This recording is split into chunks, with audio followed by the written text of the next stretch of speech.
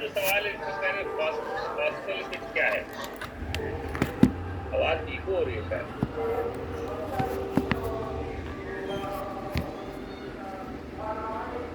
Hello.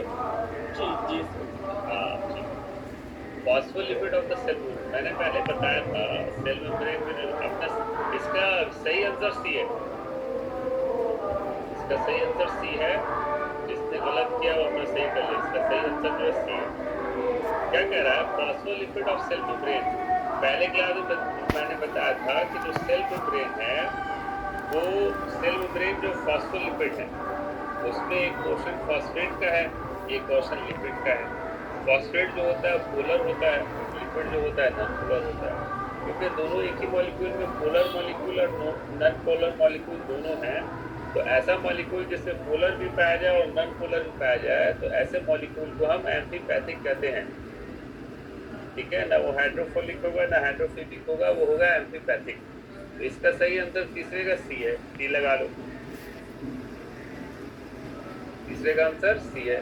चौथा है which statement is correct. इसमें मैंने बताया था कि नॉन पोलर मॉलिक्यूल जो कि लिपिड सॉल्युबल होते हैं वो इजीली इंटर कर सकते हैं सेल के अंदर। तो सेल के अंदर इजीली इंटर कर सकते हैं, इसलिए इसका आंसर जो होगा वो बी होगा। चौथा का आंसर बी है।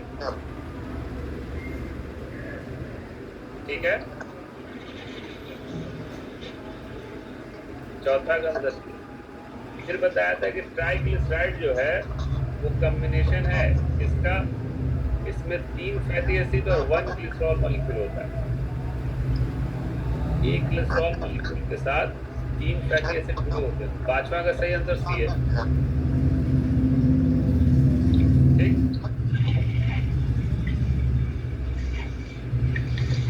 डॉक्टर सना ठीक कर लीजिएगा। सर मेरा ठीक था ये वाला। Very good.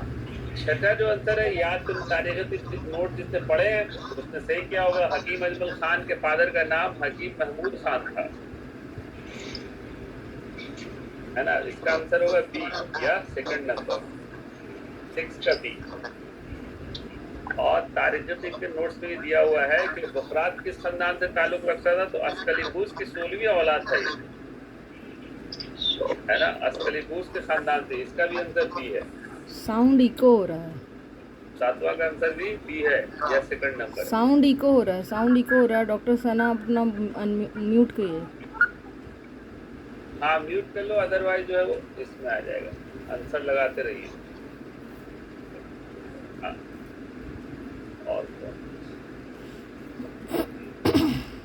ये हो गया आपका सिलेबस। यहाँ तक ये भी तारीख के नोट्स में लिखा हुआ है कि कदीम चीनी अतीबा में शीनंग है। इसका भी आंसर बी है। आठवां का, आठवां का आंसर जिसको सुर्ख इम्पेरर के नाम से जानते हैं उसका आंसर भी बी है। नवा जो आंसर है, बुकरात अस्कलिबूस के किस पुरुष में पैदा हुआ, तो 16वीं पुरुष में। इसका आंसर सी है ना? इसका आंसर सी है। जालिलूस कहाँ पैदा हुआ, तो परगमौन में पैदा हुआ था। इसका आंसर जो है ए होगा या फर्स्ट होगा। फिर आप खुद से देख लीजिएगा कितने सही हुए क्या हुए। इब्न सीना की सिने वफात है ना? सिने वलादत नहीं है, सिने वफात है। तो 1037 में डेथ हुई थी। 930 से 1037। अच्छा, ये पता होना चाहिए अल कानून कितनी जिल्दों पे है, तो 5 जिल्दों पे है। तो इसका भी आंसर भी है। ठीक, अल कानून की जिल्द में अमूर तबिया का बयान है, तो पहली जिल्द में अमूर तबिया, इसीलिए उसी हिसाब से सिलेबस ही बनाए गए। फर्स्ट ईयर में ही अमूर तबिया पढ़ा दिया जाता है ना? उसके बाद फिर नंबर आता है PSM का, फिर मौजूदात का, फिर जिस तरह से है उसी तरह से सिलेबस बना हुआ है। तो पहले जिल्द में अमूर तबिया का बयान है। ये सब तारीख के नोट्स में है, पढ़ नहीं पाया होगा ढंग से। इंग्रोटोम किसका है, तो हेरोफिलिस ने ईजाद किया था। 14 का आंसर सी है ना? 14 का आंसर जो है वो सी है। ये किसने गलत किया? अनासिर कसीरा का नजरिया, अनासिर कसीरा के नजरिया को देने वाले ग्रुप को अस्हाब खलीद कहते हैं, है ना? 4 अनासिर प्लास्मा मशाइन और अनासिर कसीरा का नाम अस्हाब खलीद है। तो इसका भी आंसर बी होगा। 15 का आंसर भी बी होगा। ये भी पढ़ाया था। इब्न सीना के मुताबिक कहाँ के बाशिंदे मुतदिल तरीन हैं? खत्ते उस्तवा के, है ना? तो बताया था खत्ते उस्तवा के लोग वहाँ तजुरात कम होते हैं, तो इसका भी 16 सर, आंसर। हाँ बोलो बोलो। शेख के इब्ने सीना और शेख एक ही? और क्या, इब्न सीना को शेख कहते हैं भाई। शेख रईस अबू अली सीना। हाँ, पूरा नाम शेखुर रईस अबू अली सीना है। शेखुर रईस इब्ने अबू अली सीना, सीना, इब्ने सीना, शेख रईस अबू अली सीना और शेख तीनों एक ही? सब एक ही आदमी का नाम। तो इसका आंसर सी होगा। खित्ते-उस्तवा का बताया था उन्होंने। 17वां है, आदा में सबसे ज्यादा रतब क्या है? ये हम लोग पढ़ चुके। लहम शहम समीम जो है रतब से सबसे ज्यादा है, उसमें लिखा हुआ है, नोट्स में भी पढ़ाया भी था। आदा में सबसे ज्यादा रतब समीम, क्योंकि समीम कहते हैं लिक्विड फैट्स को, है ना। 17 का आंसर सी होगा। 18, तौलीद अखलाक किसके नतीजे में होती है? और वैसे हद कब्ती के नतीजे में होगी। तो अखलाक का डिफिनेशन यही है कि जब इस्तेहाला के बाद लीवर में चेंजेस आते हैं तो अखलाक की पैदाइश होती है। ऐसा ही अखलाक की पैदाइश कब होती है? हद में कब्ती के बाद, यानी कि जो कुछ भी इस्तेहाला होगा लीवर में, उसके बाद अखलाक बनते हैं। तो इसका आंसर सी है, 18 का भी। तवाम के लिहाज से बलगम गैर तभी कितने किस्म? 4 किस्म, है ना।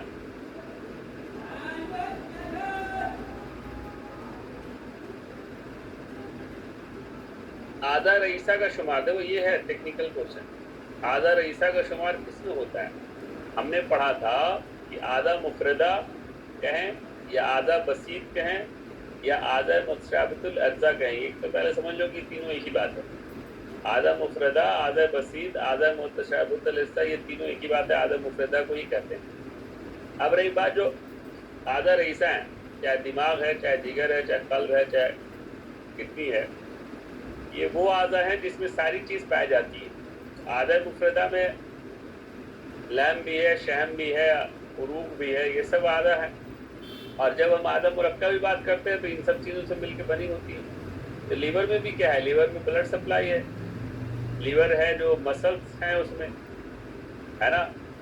तो ये एक ऑर्गन जो है वो सब कई आधा मुफरदा से बन रहा है। तो जितने भी आधा रईसा हो, चाहे दिमाग हो, वो आधे मुरक्कबा में शुमार की जाएंगी, ठीक है ना। आधे मुरक्कबा में शुमार की जाएंगी। 20 का आंसर जो है ए होगा। तो मेरी बात, ये क्वेश्चन गलत है, ज्यादातर लोगों ने गलत किया है। आधा मुफरदा, अच्छा वेरी गुड, बहुत अच्छी बात है। ये सवाल किसका किसका सही है? आधा मुरक्कबा होगा इसका आंसर, ठीक है, वेरी गुड। तबीयत क्या है? तो तबीयत कुव्वत है। डिफिनेशन में लिखा हुआ है कि तबीयत कुव्वत है, तो 21 का होगा बी। तबीयत एक कुव्वत है जिससे इंसान की चीज़ें सही चलती हैं। तबीयत न मिजाज है, नफ्स है, रूह है, तबीयत जो है कुव्वत है। 21 का आंसर बी होगा। हकीकत में मालिश कौन है? तो तबीयत है। 22 का आंसर बी होगा। अब सुए मिजाज मुफरद की कितनी किस्में हैं याद करना। अगर जिसने याद किया वो सही लिखा। सुए मिजाज मुफरद, है ना, सादा लिखना, इसमें भी आंसर 4 है। देखो यहाँ पे गलती हो गई है। सुए मिजाज मुफरद सादा या सुए मिजाज मुफरद मादी लिखना चाहिए था, है ना। सुए मिजाज मुफरद सादा या सुए मिजाज मुफरद मादी लिखना चाहिए था, क्योंकि नहीं लिखा है।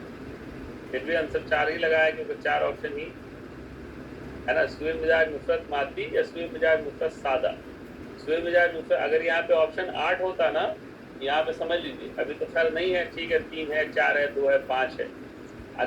अगर यहाँ पे ऑप्शन 8 होता तो फिर आंसर जो है 8 हो जाता, क्योंकि यहाँ पे सादा या मादी का जिक्र नहीं हो रहा है। जब सुए मिजाज मुफरद सादा कहेंगे तब ये सवाल बनेगा कि हाँ, सुए मिजाज मुफरद सादा की किस्म 4 है। किसी के ध्यान में आई थी ये बात? नहीं आई थी। सुए मिजाज मुफरद सादा या सुए मिजाज मुफरद मादी लिखना चाहिए था। अगर स्वे मिजाज मुफरत कह रहा है तो फिर वहां पे अगर 8 ऑप्शन दे दिया तो 8 आएगा। स्वे मिजाज मुफरत सादा या स्वे मिजाज मुफरत मादी। उरूक के अंदर खून की मुहाफिज कौन है? बताया था उरूक की तबीयत है। उरूक के अंदर खून की मुहाफिज कौन होगी? अवश्य उरूक की तबीयत होगी। उसमें जो स्मूथ मसल्स हैं, उसमें जो केमिकल्स हैं, उसमें जो उसको डेफिनेट से रुक नहीं। दम का मिजाज किससे मुशाबा है? तो पहले मालूम होना चाहिए कि दम का मिजाज होता क्या है। क्या होता है दम का मिजाज? मलिक बताओ। हार रतब हार रतब होता है। तो हार रतब किसका होता है? सीने तफूलत का। इसी को सीने नमू भी कहते हैं, है ना। सीने नमू का है, सीने तफूलत का एक ही बात है। सीने नमू का मिजाज भी हार रतब है, तफूलत है ना, तिप से बना है, बच्चे से इसका मिजाज। तो इस 25 का आंसर जो होगा वो आंसर ए होगा, पहला होगा। कौन सी किताब तारीख की पहली किताब है? तो किताबुल मुलूक व अखबार मज़ामीन, ये है इसकी पहली किताब। किताबुल मुलूक व अखबार मज़ामीन पहली किताब है। मिस्रियों ने इंसानी जिस्म को कितने हिस्सों में तकसीम किया? तो 36 हिस्सों में तकसीम किया, है ना। 36 हिस्सों में तकसीम किया। मिस्रियों ने इंसानी जिस्म को कितने हिस्सों में तकसीम किया? तो 36 हिस्सों में, है ना। लिखा हुआ तारीख का नोट जिसने पढ़ा उसने सही किया है। ओल्डेस्ट पेपारस कौन सा है? तो काउन पेपारस। काउन पेपारस सबसे ज्यादा पुराना माना जाता है। ठीक, अब ये सवाल तारीख में नोट्स में था, लेकिन ज्यादातर लोगों ने या तो नहीं किया या गलत हो गया। मदरसे सिकंदरिया में कितने तालिब इल्मों ने निसाब तैयार किया? ये डेप्थ क्वेश्चन है। 7 तालिब इल्म थे जिन्होंने निसाब तैयार किया था वहां को पढ़ाने के लिए। बाद में सिलेबस, है ना, सिलेबस कमेटी बनती है जैसे, उसी तरह से तो बनी होगी। तो वहाँ 7 लोग मौजूद थे इस काम को करने के लिए। मदरसे सिकंदरिया में कितने मरहलों में पढ़ाया जाती है? तो वहाँ पे 7 मरहलों में पढ़ाई जाती है। ये भी लिखा हुआ है तारीख में, उसमें है सब, है ना। अस्कलिबूस को तिब का कितने साल में हुआ? तो 50 साल में हुआ। ये भी लिखा हुआ है। 31 का आंसर सी है। किताबुल कल्ब किसकी किताब है? बुखरात की किताब। जहाँ पे किताबों की लिस्ट है वहां पे दिया हुआ है कि किताबुल कल्ब लिखी थी बुखरात की। तारीख के सबसे लास्ट पेज पे देखेंगे तो वहां दिखेगा आपको डिप्थीरिया वैक्सीन 1894 में डिस्कवर हुई है। किसका सही है आंसर? वेरी गुड, है ना। लास्ट पेज पे ये नोट्स में मेंशन है। अच्छा, असबाब मादिया कितनी है? तो 4 हैं। कौन कौन से असबाब मादिया? कल एक सवाल आया था, एक लखनऊ से, लखनऊ के वो हैं वहाँ प्रोफेसर साहब है, वो इसको स्कूल में उससे किसी ने पूछ दिया था कि असबाब मादिया क्या है, जो मुझसे डिस्कस कर रहे थे सही आंसर क्या होगा, है ना। वही क्वेश्चन मैं तुम लोगों से डिस्कस करूंगा। असबाब मादिया कितने हैं? तो 4 हैं। कौन कौन से?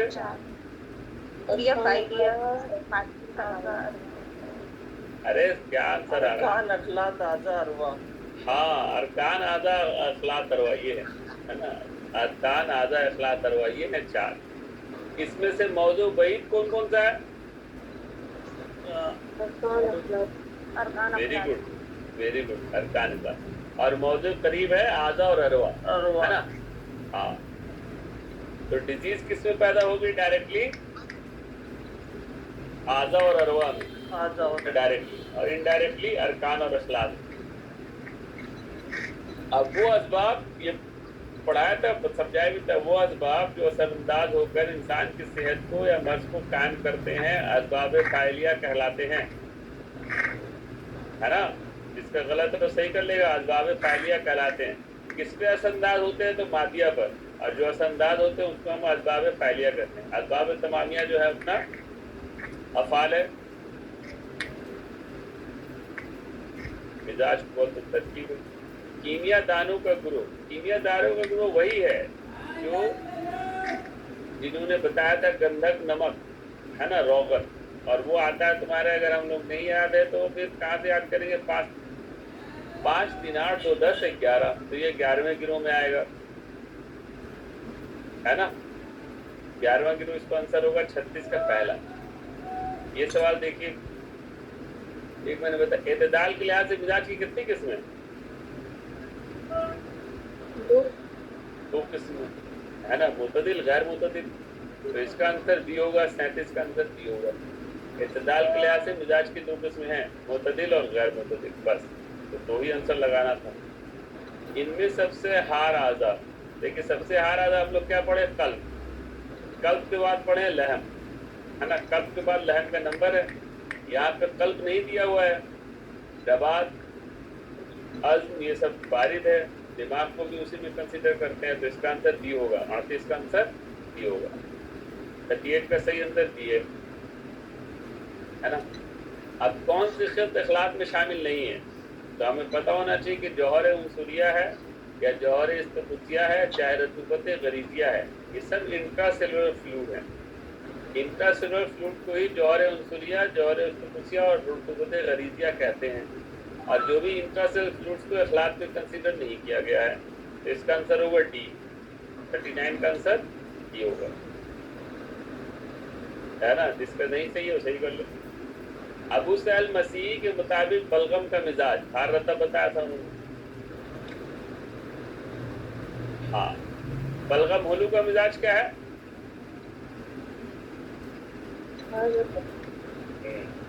इसका आंसर बी है, 41 का। 41 का आंसर बी है। किसके नजदीक सौदा एक जिन्स है? शेख ने कहा था, और मिजाज भी नहीं बताया। किसने कहा था सौदा एक जिन्स है? तो शेख ने, इसमें लिखा हुआ है। फिर गैर तबई सौदा की कितनी किस्में हैं? तो 4 है ना। ये ज्यादातर लोगों का सही है, 43 का सेकंड ऑप्शन होगा। वही सफरा, सौदा, दम और बलगम। अबू सैल मसीह के मुताबिक आदम मुफरदा कितने हैं? तो 12 हैं। उन्होंने उरूफ को, शराइन और उर्दा को एक ही में कर लिया था। अंदर इसका 2 है। 45 चेहरा का शुमार करते हैं तरकीब सालिस में, तरकीब सालिस चेहरा हो जाएगा और तरकीब रबा पूरा सर हो जाएगा। हाँ, बार खिदमत कुव्वत की कितनी किस्में हैं? ज्यादातर लोगों ने 4 लगाया है। किसने सही लगाया है? बार खिदमत कुव्वत की 2 ही किस्में हैं, खिदमत मुहैया, खिदमत मुअद्दिया। पढ़ाया था, बार खिदमत कुव्वत की 2 किस्में। मादा रूह में शामिल है, ये अरवा के चैप्टर में पहले ही सबसे पढ़ा थे। कौन कौन सी? बारी हवा और खिलते लतीफ, यही उसका डिफिनेशन है। मादे रूह में क्या शामिल है? बारी हवा। बारी हवा में कौन सा है? ऑक्सीजन। ऑक्सीजन जो और वहां जाके मिलता है, तो बारी हवा और खिलते लतीफ। 47 का आंसर सी है। वाय मुदरिका 10 है, हवा से 5 बातना और हवा से 5 दायरा, तो वाय मुदरिका होती है 10। किस कुव्वत को बादशाह से तजवीज़ दी गई है? तो कुव्वत वामा को, कुव्वत वामा को बादशाह से तजवीज़ दी गई है। और लास्ट है कुव्वत मुतफ़क्किरा, कितने कुव्वतों पर मुश्तमिल है? 3 पे है, 50 का भी। क्वेश्चन सब आसानी थे। अब आप लोग देख लीजिए कि कितने सवाल गलत हुए, कितने सवाल सही हुए, क्यों सही हुए, क्यों गलत हुए। और अपने अपने पेपर पर, है ना, उम्मे सुलमा का तो देखो 180 है ना, कितने सवाल थे? टोटल थे 50 सवाल, 200 नंबर के। तो उम्मे सुलमा ने कितने सवाल सही किए? उम्मे सुलमा ने सवाल सही किए करीब 45, है ना। सारे आंसर लगाए हैं, 45 सही किया, 4 गलत, 46 सही है, 4 गलत है ना। 46 सही है और 4 गलत है।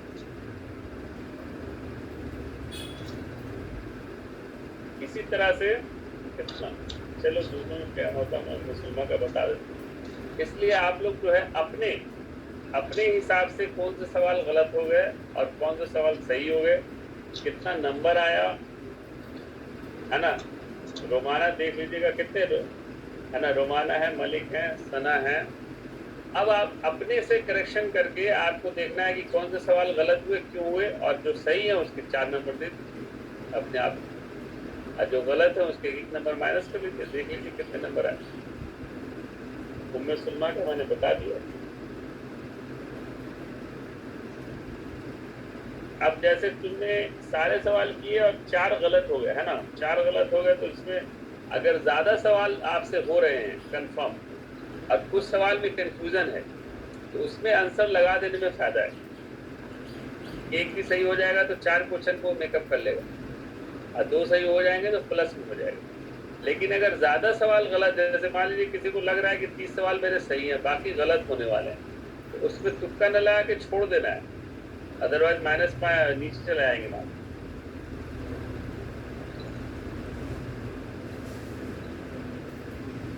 समझ में आ रही बात? और कौन है इसमें से? तो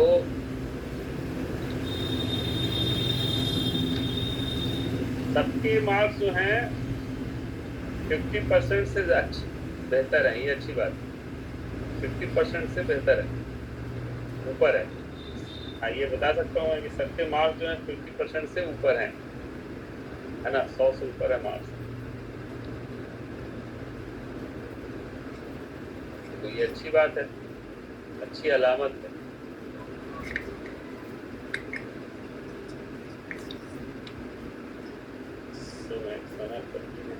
एक ने मुझे जो ये भेजा है, शायद सना, हाँ सना मलिक का, सना, एक मिनट बस देखिए, बताता क्लियर नहीं आए थे तो मैं उसको पढ़ नहीं पाया। हाँ, मैंने है ना रुमान कॉल करके पूछ के करे हैं, फिर वो क्या करा? रुमाना को फोन किया था सर मैंने तो। अच्छा, हाँ सर, क्यों दिख नहीं रहा था क्या? नहीं सर, बिल्कुल भी नहीं क्लियर आ रहा था और टाइम भी हो रहा था, फिर मैंने रुमाना को कॉल किया। अच्छा, उसमें मैंने जिन लोगों के क्लियर नहीं आ रहे थे, मलिक ने फोन किया था, उसको पीडीएफ कन्वर्टेड इमेज भेजा था मैंने। मुझे उस टाइम पे समझ में भी नहीं आया मैं क्या करूँ, फिर मैं मुश्किल नहीं है। अब तो आपको ये देखना है कि आपने जो आंसर लगाया या उसको सोच के लगाया, उसमें कितने सही हो गए, कितने गलत हो गए और क्यों गलत हो गए, है ना? क्या नहीं समझ में आया? अच्छा, ये वाला नहीं समझ में। रोमाना ने भेजा है, देखिए आपको इसलिए नहीं समझ आया, क्लास में नहीं थी असल में, बाद में है ना, ये बहुत पहले का डिस्कशन है, फर्स्ट क्लास का। इसको फिर से समझ लेते हैं। रोमाना भेजा कि इंट्रावेस्कुलर फ्लूइड का कंसेप्ट नहीं समझ में आया। सिंपल है, इंट्रावेस्कुलर फ्लूइड जो है, सिंपल क्या, अगर नहीं पढ़े होंगे तो नहीं समझ पाएंगे। इंट्रावेस्कुलर फ्लूइड जो है वो कहते हैं हम, इसमें 5 लीटर ब्लड को कह रहे हैं। इस ब्लड के अंदर एक्स्ट्रासेलुलर फ्लूइड किसको कहते हैं? जो सेल के बाहर हो। तो प्लाज्मा किसी सेल में नहीं होता है, तो प्लाज्मा जो हो गया वो एक्स्ट्रासेलुलर पार्ट हो गया, और इंट्रासेलुलर पार्ट हो गया जो आरबीसी सेल के अंदर होता है। तो कौन से सेल में? आरबीसी में, डब्ल्यूबीसी में और प्लेटलेट्स में। जाहिर सी बात है, most of the part 5 litre, यही लिखा हुआ है, प्लाज्मा जो है RBC WBC plus 5 litre. Intracellular fluid 3 litre कौन सा? जो आरबीसी डब्ल्यूबीसी के अंदर है। और एक्स्ट्रासेलुलर फ्लूइड प्लाज्मा कौन सा? जो बाहर है, एक्स्ट्रासेलुलर पार्ट, है ना। रोमाना में तुमको पर्सनली समझा दूंगा। और कोई कंफ्यूजन? सर वो एक्स्ट्रा सेल्यूलर फ्लूइड कितना होता है? मैंने एक्स्ट्रा देखो, अगर इसमें हम ब्लड में बात करेंगे तो 3 लीटर होगा प्लाज्मा का, और पूरे बॉडी में बात करेंगे तो पूरे बॉडी में अगर हम बात करेंगे, मान लो कोई 60% के आसपास होता है उसके पूरे ब्लड का, और उसके बाद फिर समझ लो कि अगर 70 kg का आदमी है तो उसमें 14 लीटर एक्स्ट्रा सेलुलर फ्लूइड होगा। सिंपल है, 14 लीटर क्या होगा? एक्स्ट्रा सेलुलर फ्लूइड होगा। और उस 14 लीटर में एक्स्ट्रा सेलुलर में 3 लीटर तो होंगे प्लाज्मा, है ना। कहाँ पे है? जो ब्लड के अंदर है। बाकी कहाँ पे होगा? बाकी जो इंटरस्टिशियल फ्लूइड है, इंटरस्टिशियल फ्लूइड मतलब 2 सेल के बीच का फ्लूइड, ये भी एक्स्ट्रा सेलुलर फ्लूइड का ही पार्ट है। बेसिकली फ्लूइड को 2 में डिवाइड करते हैं हम, एक्स्ट्रा सेलुलर और इंट्रासेलुलर, सेल के अंदर का और सेल के बाहर का। जो भी फ्लूइड सेल के बाहर होगा वो एक्स्ट्रा सेलुलर फ्लूइड कहलाएगा, चाहे वो प्लाज्मा हो, चाहे वो 2 सेल के बीच का इंटरस्टिशियल फ्लूइड हो, चाहे वो ट्रांससेलुलर फ्लूइड हो, कैविटी में भरे हुए हैं, सब एक्स्ट्रा सेलुलर फ्लूइड के ही पार्ट। तो टोटल जब हम निकालते हैं तो 70 kg आदमी में almost 14 litre extra cellular fluid पाया जाता है, और उस 14 लीटर में 3 लीटर प्लाज्मा होता है, 1 लीटर के आसपास ट्रांससेलुलर फ्लूइड होता है। बाकी जो फ्लूइड होते हैं वो इंटरस्टिशियल फ्लूइड होते हैं, जो कि 2 सेल के बीच में होते हैं। ये सारे फ्लूइड जो है वो एक्स्ट्रा सेलुलर फ्लूइड है। क्योंकि सब सेल से बाहर है।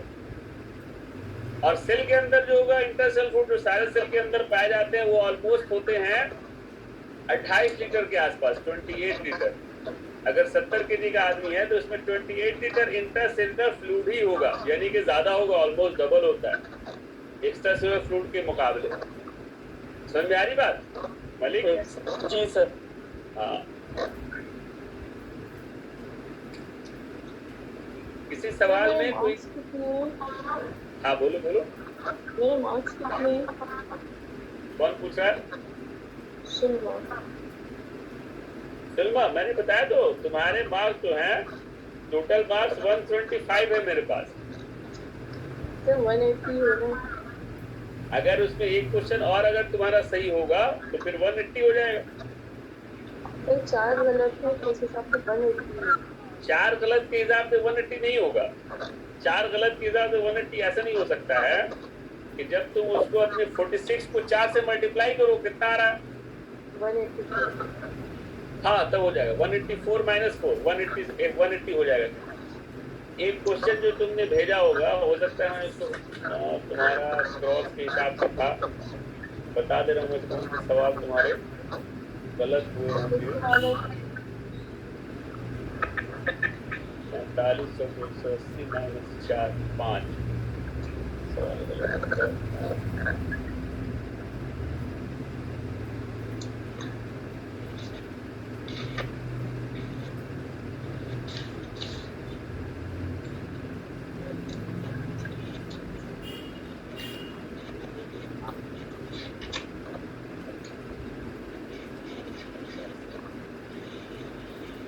50 का आंसर क्या लगाया तुमने, देखना जरा। 50 का पहला। 50 का बी लगाया है, पहला लगाया है।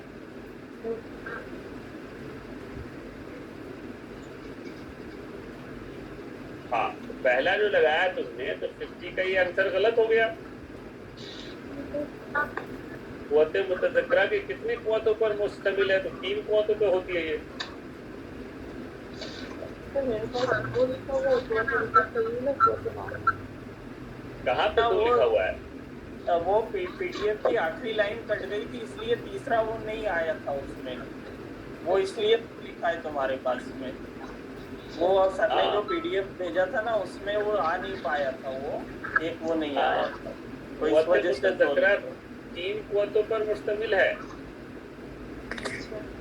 ना। और उसका आंसर जो है वो 50 का आंसर सही आंसर बी है। हाँ इसलिए मैंने कहा ठीक है। ओके तो टोटल मार्क्स तुम्हारे हो गए 175।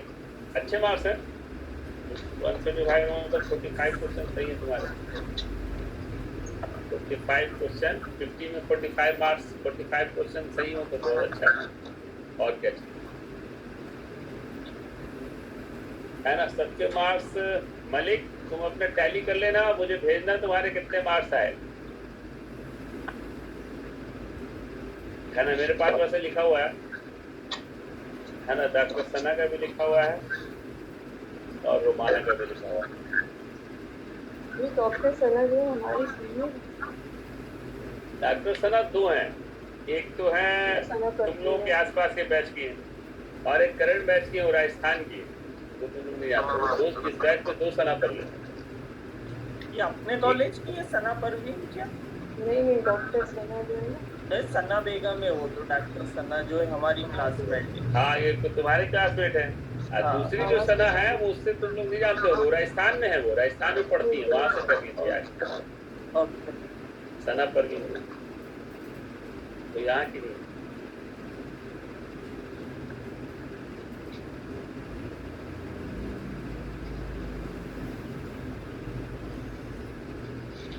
तो इसमें क्या है कि जल्दी जल्दी में टेस्ट दिया जो भी होगा तो सवाल के हिसाब से कितने सवाल आपको आते थे, कितने गलत हो सकते थे, कभी भी देख सकते है ना। अगले इसमें जो मैं अब जो मैं टेस्ट दूंगा नेक्स्ट टाइम, बुनियाद का 20-30 नंबर का टेस्ट होगा, वो एकेडमी पे ही होगा, जैसे मलिक ने फीड किया था, है ना। वो बहुत आसान है, इसलिए मैं उसको फीड कर दूँ तो आ जाता है। आधे घंटा 15 मिनट में उसमें नहीं और हाँ कर दीजिए। कल मैंने डाला था, ठीक। मैं 50% से ज्यादा मार्क्स एक्सपेक्ट कर रहा था, तो मैं सुन पा के। हाँ बताओ सर, एक बार वो गोवते मुद्रिका वाला जो है वो वाला क्वेश्चन एक बार बताइए। हाँ, कोते मुद्रिका के कितने टाइप हैं? कोते मुद्रिका के 10 टाइप हैं। कैसे? हवा से खमसा बातना और हवा से खमसा जाहिरा। हवा से खमसा बातना में हमें पता है, हिस्से मुतरिक है, ख्याल है, वाहमा है, हाफजा है ना, मुतखयला है। और जाहिरा में जी बोलिए बोलो, सुन रहा हूँ सर। लेकिन पहले तो हवा से खमसा जाहिरा की 2 किस्में हुई ना, जाहिरा और बात वो सॉरी गोवते कहाँ गया मुद्रिका। कहाँ गया ख्वाए मुद्रिका का सवाल? कितने नंबर पे था, निकालना जरा।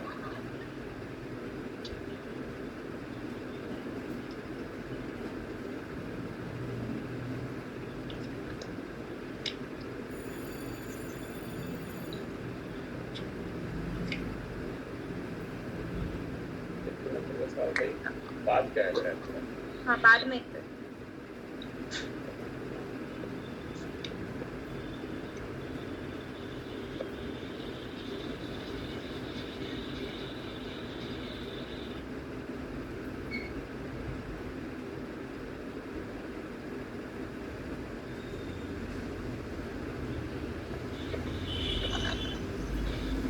यहाँ पर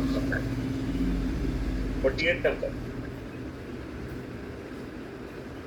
देखो यहाँ पे जो तुम्हारा सवाल है ना, इसमें मैंने कहा था कि अगर ये ख्वाए मुद्रिका कितनी होती है, इसमें 2 सवाल है। अगर है ना ख्वाए मुद्रिका होती है, हवा से खमसा बातना, हवा से खमसा दायरा। हवा से खमसा बातना 4, हवा से खमसा दायरा 4। इसमें अगर ये ऑप्शन नहीं होते, मान लो 10 का ऑप्शन नहीं होता तो 8 का होता, 7 का होता, तो आप 2 लगा सकते हैं। एग्जामिनर क्या पूछना चाह रहा है कि दोनों तरह का आपको मालूम है कि नहीं। इसमें अगर मान लीजिए 2 ऑप्शन नहीं होता तो क्या लगाते है? तब भी 10 ही लगाना है। 10 लगाते। 10, हाँ 10 का ऑप्शन नहीं है। अगर मान लीजिए 10 का ऑप्शन नहीं है तो वो हवा से खमसा बातना, हवा से खमसा दायरा, तब आप 2 लगा सकते हैं। पहले ही बता दूंगा, डिपेंड करता है। पहला आंसर तो 2 ही होना चाहिए। पहले तो 2 में डिवाइड करा है, फिर उसके बाद में उन 2 को 5-5 में डिवाइड करा है। ये देखिए, ये आपके उसमें नहीं होता है भाई, इसलिए मैंने इसे बार बार कहा था कि उसमें एग्जामिनर के माइंड में क्या है। एग्जामिनर के माइंड में है कि कोई हवा से खमसा दायरा, हवा से भाई इसको हटा दिया या इसके ऑप्शन को नहीं रखा, तो आप 10 आंसर लगा सकते हैं। उस अवश्य 10 लगाएंगे। अगर है भी तो एग्जामिनर के माइंड में बोले आपके इसमें है कि नहीं, हमको 2 सही जा रहा है खमसा दायरा के हिसाब से। एग्जामिनर के इसमें है कि नहीं 10 आंसर होना चाहिए, तो उसका ऑल टोटल कितनी किस्में होती हैं, है ना। यहाँ पे एक और वर्ड इस्तेमाल हो सकता है कि हवा से ये मुद्रिका की कुल कितनी किस्में हैं। कुल लगा देगा तब भी आपको 10 आंसर लगाना पड़ेगा, है ना। अगर आगे ख्वाए मुद्रिका की कुल कितनी किस्में हैं तो वहां पे 2 किस्म होने के बावजूद आपको 10 आंसर लगाना पड़ेगा। और अगर हवा से 10 नहीं है तो आप 2 लगा सकती हैं। 10 का ऑप्शन नहीं है तो 2 लगा सकते। 5 है, 3 है, 8 है, 4 है तो 2 लगा दिया। कुल कितनी किस्में आ गई तो आपको 10 लगाना है। कितने में ख्वाए मुद्रिका को अव्वलन कितनी किस्मों में तकसीम किया गया है, तब क्या आंसर होगा। डिपेंड करता है ये सेंटेंस क्या कर रहा है। सवाल मैंने मान लीजिए ये कर दिया ख्वाए, आपका 2 आंसर कब सही हो जाएगा, एकदम कंप्लीट। 10 ऑप्शन होने के बावजूद भी 2 ही आंसर होगा। कब? ख्वाए मुद्रिका को अव्वलन कितने हिस्सों में तकसीम किया गया है ना। अगर यहाँ पे सवाल बदल दूं, ख्वाए मुद्रिका को अव्वलन कितनी किस्मों में तकसीम किया गया है, तो आपका अगर 10 ऑप्शन है भी तो वहां पे आंसर 2 ही सही होगा। अगर हमने कह दिया कि ख्वाए मुद्रिका की कुल कितनी किस्में हैं तो वहां पे 2 है तो आपका आंसर 10 ही सही होगा, है ना। कुल कितनी किस्में, 2 ऑप्शन होने के बावजूद भी। सवाल सेंटेंस बदल गया। अगर पूछ दिया कि भाई ख्वाए मुद्रिका की, टेक्निकली इसमें 2 का ऑप्शन नहीं होना चाहिए था, ख्वाए मुद्रिका कितनी होती है तो 10 दिया हुआ है तो 10 देना पड़ेगा। कितने में डिवाइड किया गया तो 2 में खमसा बातना दायरा। तो ये थोड़ा सा कुछ क्वेश्चन जो होते हैं वो टोटली डिपेंड कर जाता है एग्जामिनर पर। अब इसका हल क्या है? अब इसका हल है, जैसे आपका आंसर आया, आपने समझा कि नहीं 2 ही है, मेरे हिसाब से 2 ही आंसर था, तो क्या होगा, आपको एग्जाम कर देने के बाद आपको क्लेम करने का वो मिलेगा। आपने क्लेम भेजा, कई लोगों ने क्लेम भेजा, तो ये क्वेश्चन डिस्कार्ड हो जाएगा। मैंने सब तरह के क्वेश्चन डाल रखे हैं, या तो ये क्वेश्चन डिस्कार्ड हो जाएगा या सबको उसके मार्क्स दे दिए जाएंगे। यही होता है, प्रैक्टिकली यही होता है। समझ में आ रही बात? प्रैक्टिकली ऐसा होता है, जब आप लोग टेस्ट देंगे तो पता चलेगा। इसका सही सेंटेंस क्या होना चाहिए था? इसका सेंटेंस होना चाहिए था पोए मुद्रिका की कुल कितनी किस्में हैं, तो वहां पे आंसर आपका 10 होना है। ऐसे अभी भी इसका बहुत सारे लोगों ने 10 लगाया है। कितने हिस्सों में तकसीम किया गया है? तो 2 हिस्सों में, 10 के बाद भी 2। लैंग्वेज बहुत मैटर करता है। और कोई कंफ्यूजन? सर हाँ बताओ। सर जो आपने तारीख लिख के नोट्स पूछाएंगे वो हाँ, अगर हाँ। जो पढ़ा कर रहे हैं तो वो बहुत ज्यादा मिल रहा है अच्छा, words। अरे तुम लोग थोड़ा सा क्या बताएं, एक काम करो, जहाँ मिल रहा है ना नोट्स है। लैपटॉप है क्या तुम लोगों के पास? हाँ, नहीं डेस्कटॉप नहीं नहीं है, मोबाइल से ही काम चलता है ना। तो इसका क्या करना होगा? चलो ठीक है, मैं तारीख इस पे जाके देखें क्या एकेडमी की नोट्स कहाँ से उठाए हैं? एकेडमी से उठाए हैं। Yes sir academy. एकेडमी में जो दिख रहा है वो भी मिल रहा है। यस सर बहुत ज्यादा मिल रहा है, मतलब समझ में ही नहीं आ रहा क्या। मोबाइल में कुछ गड़बड़ है। मोबाइल में या तो आप लोग का जो ऑफिस डाउनलोड है क्या? यस सर ऑफिस सर उसको जूम करने पर वो बिल्कुल जो बोल्ड जो है ना, उसकी जो बोल्ड में लिखा हुआ है वो अपन उसको जूम करते हैं तो फट जाता है, वो तो पढ़ने में ही नहीं आता वो। अच्छा, लैपटॉप में नहीं है। पीडीएफ कन्वर्टर है तुम लोगों के पास? सर पीडीएफ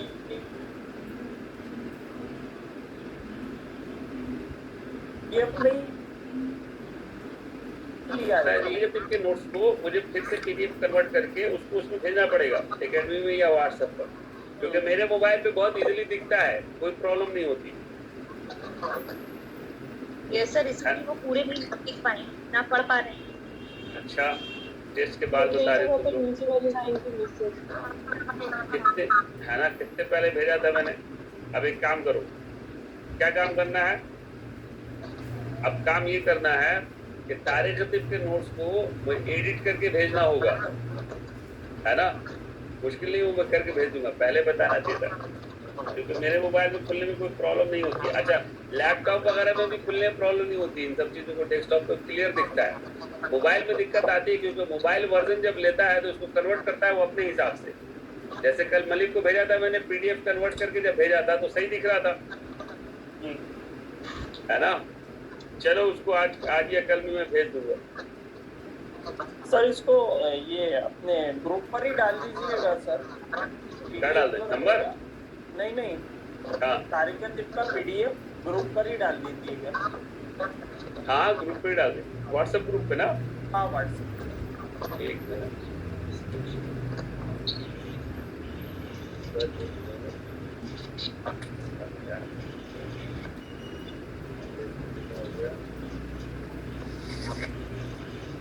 वर्ड पे भी नहीं दिख रहा है क्या?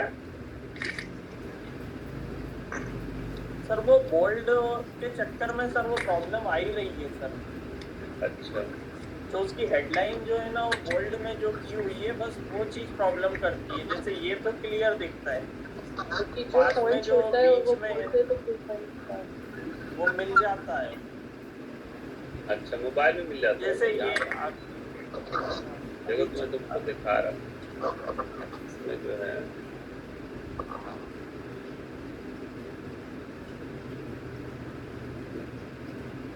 यहाँ क्लियर दिख रहा है। ये चीज तो मोबाइल में भी क्लियर है सर, ये भी क्लियर है। कहाँ पे पास था? और यहाँ ये जैसे हाँ ये जो लिखा हुआ है अतिब्बा लिखा हुआ है, इसके यहाँ पर जो लिखा हुआ है ये क्या लिखा हुआ है, इसी तरह से कई जगह प्रॉब्लम आती है। तभी नोट नहीं किया तुम लोगों ने? सर किया है। अच्छा, छोड़ के किया है क्या? हाँ वही प्रॉब्लम है सर। नहीं समझ में आया था वो छोड़ दिया। अच्छा, उस जगह पे छोड़ दिया। हाँ। यहाँ पे दिक्कत आ रही है। जैसे ये अस्कली बूस लिखा हुआ है, ये इस तरह से आगे जैसे वर्डिंग ये तो अपन समझ लेते हैं, फिर वो कुछ प्रॉब्लम आगे और नीचे ऊपर और करिए ज्यादा सर, और ऊपर करिए सर। 1 मिनट का काम है, रुक जाओ। यहाँ से इसको उठाओ। और पता नहीं इसको करते हो कि नहीं।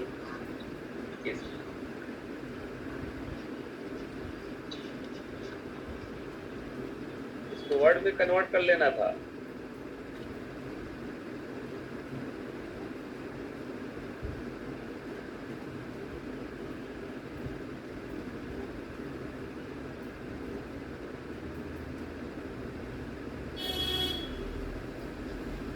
है ना, वर्ड में कन्वर्ट करके डाल देते हैं तो वो आ जाता है। चलो आज मैं भेज दूंगा। सही वाला क्या करना होगा, वर्ड में उसको कन्वर्ट करके उसको एडिट करना होगा, एडिट करके फिर से पीडीएफ बना के भेजना होगा। जी आज भेज।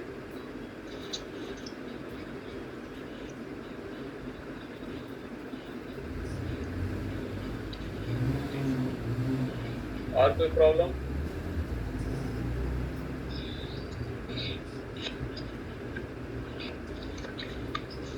ज्यादातर के कौन से, क्या समझ में आया तुम लोग को? ज्यादातर सवाल कौन से गलत हो गए, डायरेक्शन टिप के या उसूल टिप के?